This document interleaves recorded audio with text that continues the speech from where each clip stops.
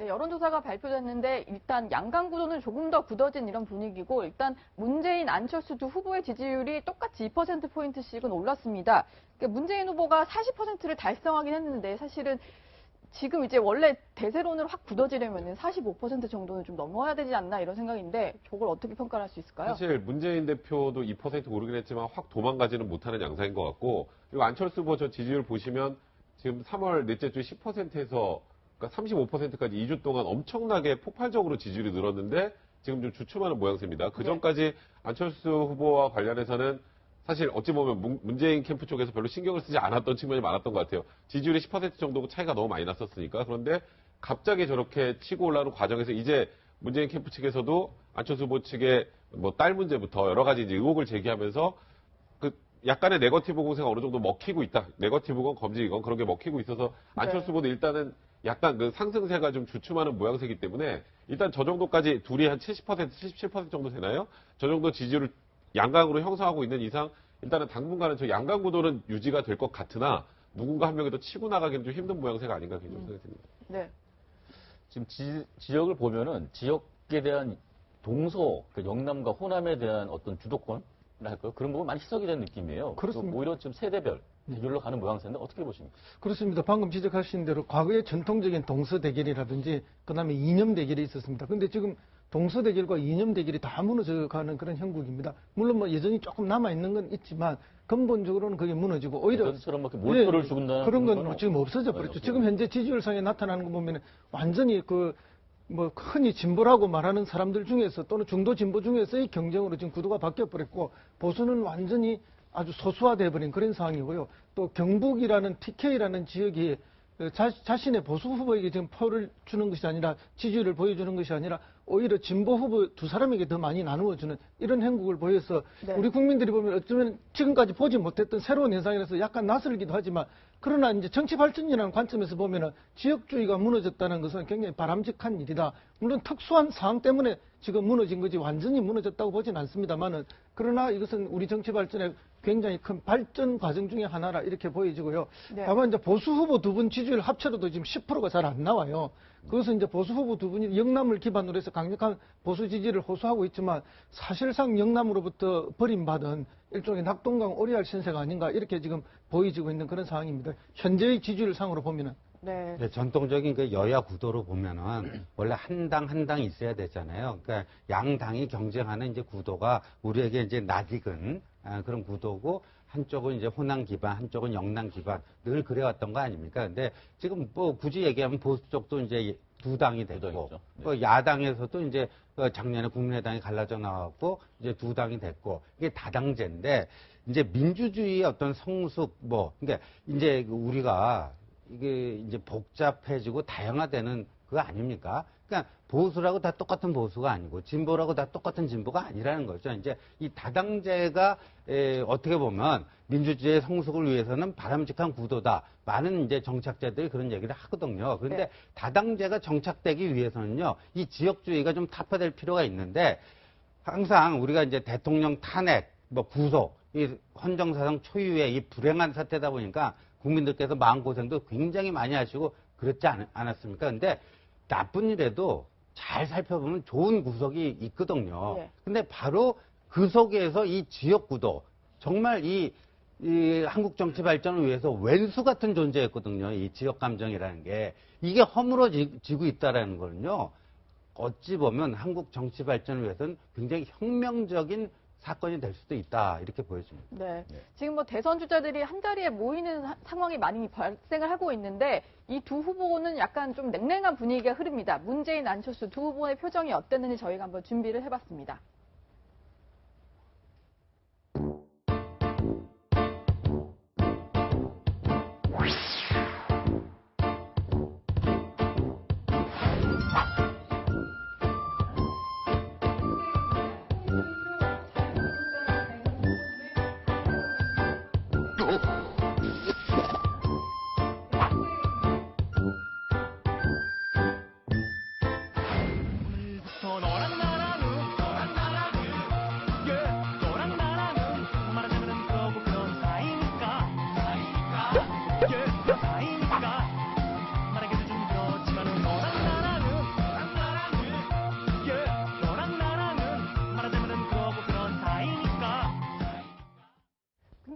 자주 마주치면은 할 말도 많이 생길 거고 궁금한 것도 있을 것 같은데 저렇게 또 진짜 정말 손만 스치고 지나가기도 쉽지 않을 것 같은데요. 우리가 이미 뭐 그 화성인과 금성인의 대화 이런 얘기 하지 않았습니까? 왜냐하면 후보 단일화 때문에 몇 번이나 두 분이 뭐 이렇게 독대를 하고 같은 당에 있을 때 또는 뭐 지난번 대선에도 후보 단일화 있잖아요. 그런데 보통 그렇게 독대를 하면 독대에서 나온 이야기는 사실 끝까지 이야기를 안 합니다. 예를 들어서 김영삼 전 대통령 민주당 총재 시절에 박정희 대통령이 불렀어요. 그리고 독대를 했습니다. 그 후에 박정희 대통령이 어떻게 했죠? 이 공작에 의해서 민주당 김영삼 총재를 내쫓게 만들어요. 그런데 돌아가셨잖아요. 돌아가셨을 때까지 기자들이 물어요. 독대했을 때 무슨 얘기나 했느냐. 그 끝까지 얘기를 안 했습니다. 그러니까 그런 어떤 이 정치인들 간의 어떤 의리, 뭐 이런 상도이 이런 게 있는데 네. 후보 단일화 이후에 어떻게 됐죠? 서로 딴 얘기를 해요. 뭐 이런 어떤 약속을 했는데 안 지켰다든지 또 서로 이 똑같은 얘기를 합니다. 그러니까 어떤 의미에서는 두 사람 다 사실 앙금이 많이 있었다라는 얘기도 되지만 두 사람 다 소통하는 것이 좀 미숙하다. 최소한 대통령이라는 말이죠. 자신을 비판하는 국민들도 자신의 끌어안아야 대통령 아닙니까? 네. 그렇다면 대통령 후보도 마찬가지예요. 저 사람들이 저 두 사람이 완전히 다른 당, 진영이 다른 어떤 당도 아니고 함께 같은 어떤 정당에서 같은 목표를 바라봤던 사람인데도 불구하고 서로 아무 말도 안 한다. 그리고 다른 후보한테 얘기를 한다. 이렇게 지금 비춰지는 모습 자체가 뭐 금도라고 표현하는데 금도가 뭐냐면 옷깃의 넓이거든요. 그러니까 이렇게 포용하는 것을 금도라고 하는데 그것이 너무 적다. 그러니까 포용하는 어떤 마음이 적다. 이렇게 비춰질 수밖에 없다는 거죠. 우리가 보통 있잖아요. 정치를 얘기할 때 여의도 이제 정치 오래 한 사람들은 정치도 하나의 연기다. 이런 얘기를 합니다. 그러니까 그 감독이 있고 기획이 있고요. 연출이 있고 그 배우라는 거예요. 연기하듯이 말이에요. 근데 뭐 배우들이 탤런트들이 그 드라마에 나와서 영화에 나와서 연기할 때 평상시 자기 모습이 아니잖아요. 그러니까 유권자들이 보는 관객이 있고 그러니까 자기가 싫더라도 좋은 표정에도 짓고 뭐 해야 되는데 우리가 박근혜 대통령 또 우병우 전 수석 이 레이저 갖고 얼마나 많은 여기 뉴스를 생산해 냈습니까? 네. 그 레이저를 왜 쏩니까? 마음에 안 들더라도 그때 참고 넘어가면 되는 거 아닙니까? 레이저를 쏘므로써 그 사람의 어떤 그 성격에 그게 그냥 그 노출이 돼버리는 거 아니에요. 그러니까 문재인이 됐건 안철수가 됐건 옆에서 그거를 잘 그 감독이 제가 보니까 감독이 좀 부실한 것 같아요. 네. 저럴 때는요, 먼저 웃고, 뭐 말 한마디라도, 아무 의미 없는 한마디라도 건네면서 웃는 사람이 승자입니다. 네, 그렇습니다. 맞습니다. 그럼에도 불구하고 또 이게 카메라의 노림수, 기자의 노림수도 있거든요.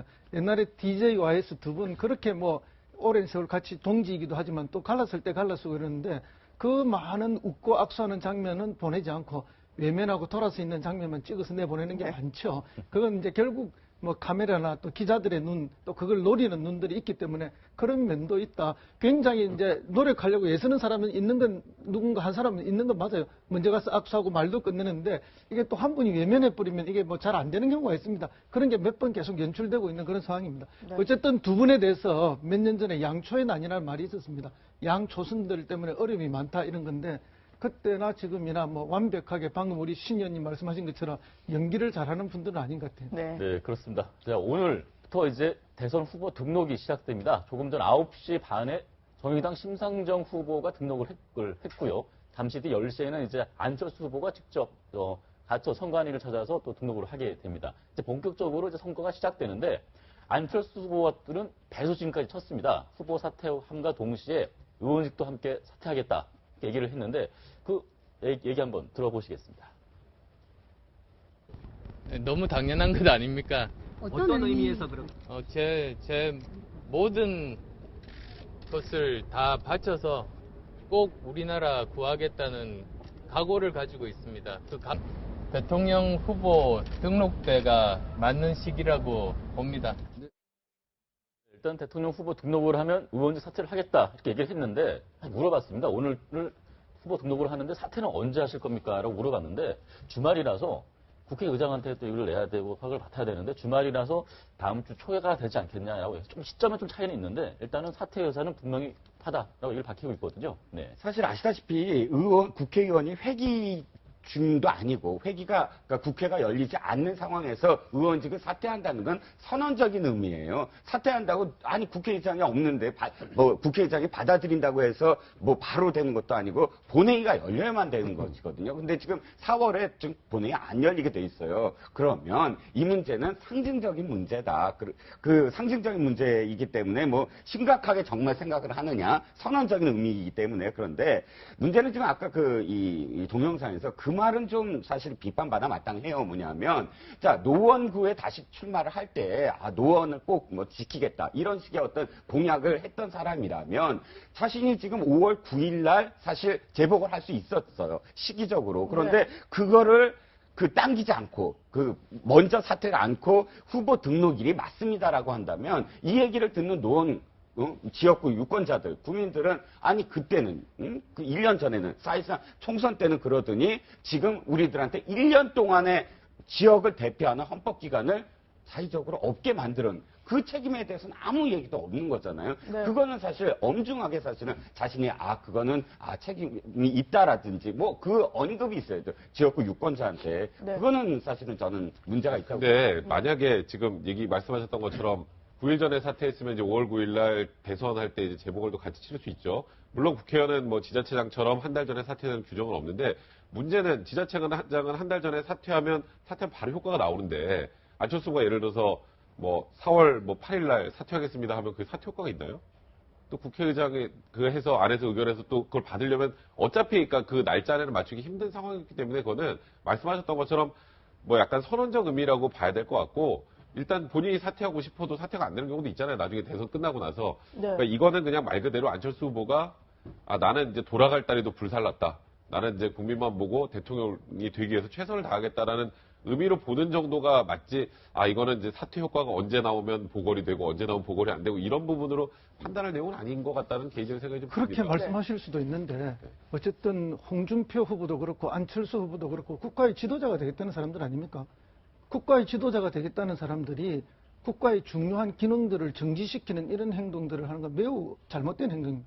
그러니까 빨리 그런 정도라면 내가 언제 사퇴해서 사퇴가 수리돼서 다음에 나를 이어서 보궐선거가 생기고 국가기관으로서 누군가가 역할을 해주고 주민을 대변할 수 있게 만들어주는 게 그게 지도자의 역할이거든요. 그리고 홍준표 지사도 마찬가지 아닙니까? 이 두 분은 대통령이 되겠다는 사람들이 자기가 이미 있던 그 공간에는 공백을 만들고 가버리는 거예요. 조금만 배려하고 조금만 신경 쓰면 공백 없이 만들어줄 수 있음에도 불구하고. 네. 그러니까 결국은 어떤 그런 헌법적 정신이나 뭐 어떤 좋은 법적 정신들을 스스로가 뭉개뜨리고 자기는 대통령이 되겠다니 그것에 대한 믿음은 약한 거죠. 다만 변호사님 말씀처럼 그런 의지를 보여주고 정치적 결단을 보여준다는 면에서는 높이 평가해야 된다고 생각합니다. 백 변호사 말씀에 대해 하나만 달면 그 말씀은 옳아요. 그러니까 4월 달에 만약 4월 9일에 사퇴를 하든 지금 사퇴를 하든 국회가 열리지 않는 건 똑같다. 그러니까 그 효과는 도지사는 사퇴하면 바로 가능하지만 의원은 불가능하잖아요. 그럼 제가 지적하는 건 뭐냐면 4월 9일날 꼭 사표를 내라가 아니라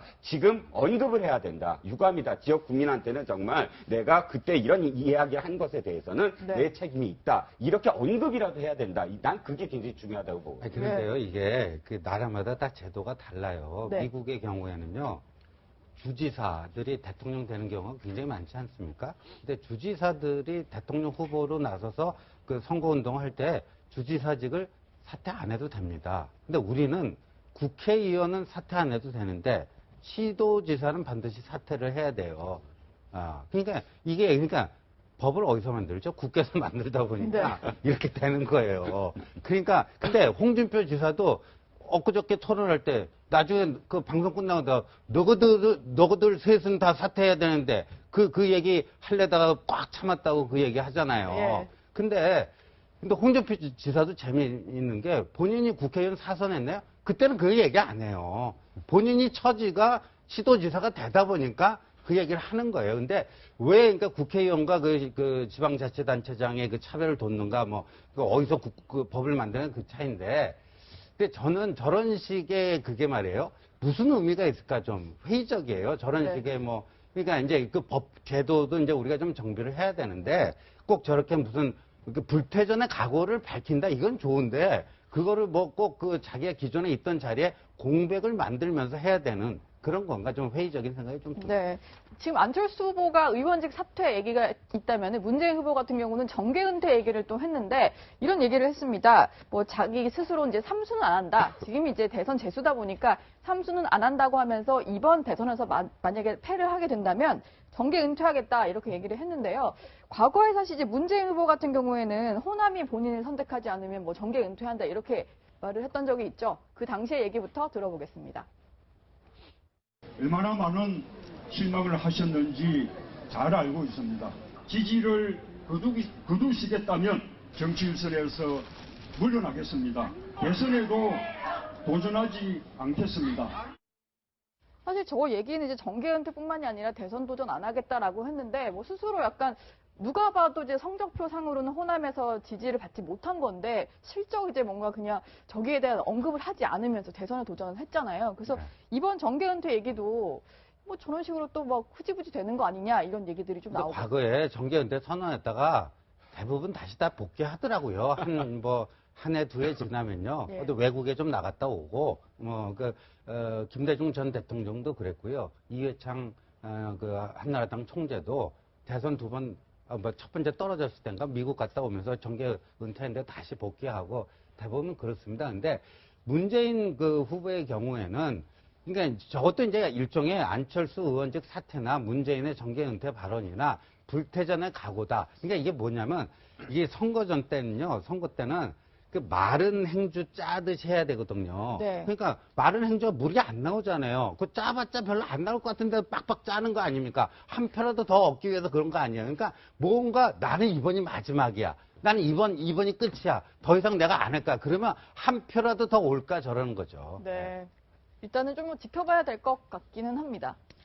네, 일단은 오늘부터 후보 등록이 시작되면서 본격적으로 이제 선거 체제가 시작됩니다. 본격적인 선거 운동은 17일부터 시작이 되는데 각 정당들 지금 선대위 체제를 꾸리면서 본격적으로 선거를 준비하고 있습니다. 그래서 저희가 대선 월드컵을 한번 준비해봤습니다. 일단 양강 체제를 구성하고 있는 민주당과 국민의당 중심으로 일단은 선수 구성이 어떻게 되는지 한번 살펴봤습니다.